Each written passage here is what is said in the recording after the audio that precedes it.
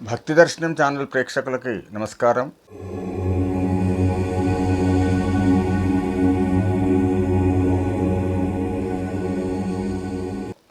మనం ఇంతకుముందు పెట్టినటువంటి కరమాలతో జపం చేయడం చాలా విశేషమనేటువంటి వీడియోకి వస్తున్నటువంటి మీరిస్తున్నటువంటి స్పందనకి అందరికీ కూడా పేరు పేరున మనస్ఫూర్తిగా ధన్యవాదాలు తెలియజేస్తూ, దీపం వెలిగించేప్పుడు ఏ మంత్రం పఠించాలి అనేటువంటి అంశంతో ఈ యొక్క వీడియోను మనము ప్రారంభిస్తున్నాము.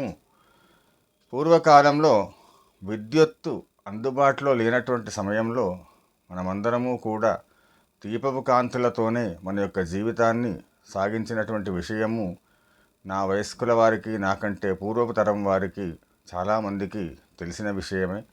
ప్రస్తుత తరంలో విద్యుత్తు అనువనువున మనకు అందుబాటులో ఉన్న కారణం చేత దీపం యొక్క ఆవశ్యకత, దీపం యొక్క అవగాహన అనేది నేటి యువతరానికి అంతగా లేనందున ఆ యొక్క దీపం యొక్క ఆవశ్యకతని, అలాగే దీపం వెలిగించేప్పుడు మంత్రము పఠించడం వలన జరిగేటువంటి ఫలితాన్ని కూడా మనం ఈ వీడియోలో చూద్దాము.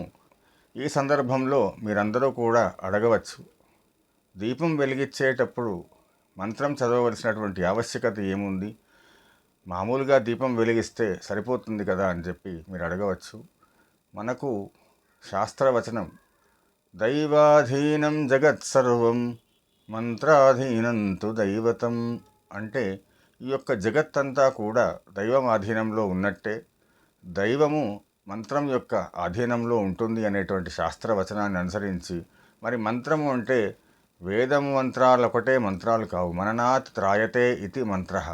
మనస్సులో మనము స్మరించేటువంటి ఏ భగవంతుడి యొక్క ఏ స్మరణ అయినా కూడా అది మంత్రమే అవుతుంది కనుక ఆ యొక్క మంత్రాన్ని పఠించడం ద్వారా ఆ యొక్క మంత్రానికి ఆధీనంలోకి వచ్చి తద్వారా ఆ మంత్రం పఠించినటువంటి మనకు ఆ యొక్క అనుగ్రహాన్ని, ఆ యొక్క ఫలితాన్ని అందజేస్తాడు. కనుక మీరు నేను చెప్పబోయేటువంటి మంత్రాలను పఠిస్తూ దీపం వెలిగించడం ద్వారా ఆ యొక్క మంత్రంలో ఉన్నటువంటి ఏదైతే ఫలితం ఉందో ఆ ఫలితాన్ని మీరు పొందొచ్చు అనేటువంటి ఆలోచనతో ఈ యొక్క మంత్రాలని మీకు చెప్పాలి అనేటువంటి భావన కలిగి ఈ వీడియోని చేయడం జరుగుతుంది.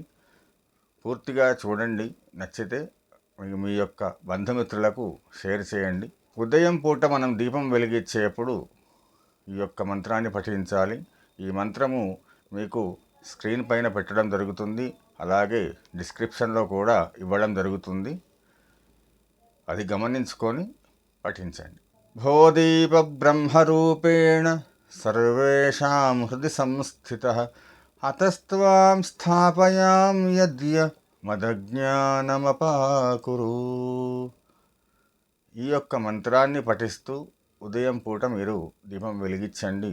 తద్వారా ఏం జరుగుతుంది అంటే భోదీప బ్రహ్మరూపేణ సర్వేషాం హృది సంస్థిత అంటే అందరి యొక్క హృదయాలలో ప్రతిష్ఠితమైనటువంటి పరబ్రహ్మరూపమైనటువంటి ఓ దీపరాజమా, అతస్త్వాం స్థాపయాం యద్య మదజ్ఞానమపాకురు అంటే నిన్ను ఈ యొక్క ప్రదేశంలో స్థాపన చేస్తున్నాను, నీ యొక్క దీపాన్ని వెలిగిస్తున్నాను, తద్వారా నాలో ఉన్నటువంటి అజ్ఞానాన్ని తొలగింపచేయము అని చెప్పి ప్రార్థిస్తూ ఆ యొక్క దీపాన్ని వెలిగించడం ద్వారా మనలో మనకు తెలిసి తెలియక ఉన్నటువంటి అజ్ఞానాన్ని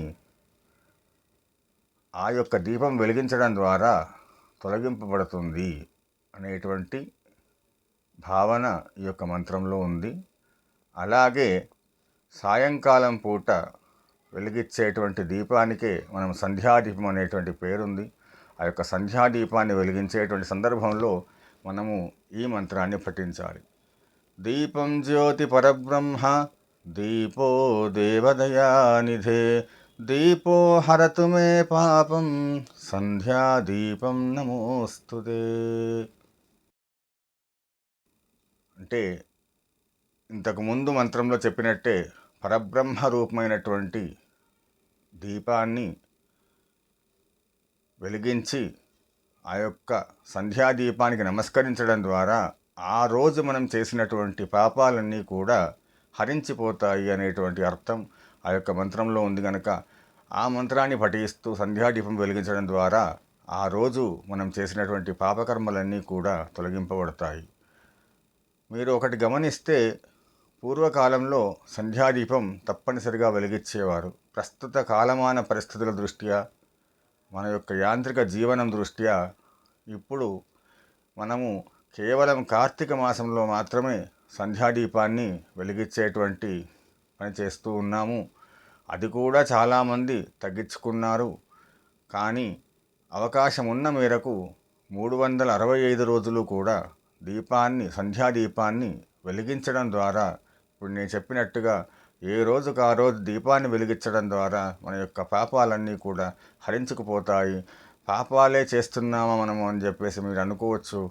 కానీ మనము జ్ఞానతో అజ్ఞానతశ్చ తెలిసి తెలియక చేసేటువంటి పాపాలు కూడా హరింపబడతాయి గనుక అటువంటి అద్భుతమైన ఫలితాన్ని కేవలం మనం దీపం వెలిగించడం ద్వారా పొందొచ్చు గనక ఆ యొక్క అవకాశాన్ని అందరూ కూడా సద్వినియోగం చేసుకోగలరని ఆశిస్తూ మరి ఒక వీడియోలో మరి ఒక అంశాన్ని గురించి తెలుసుకుందాము.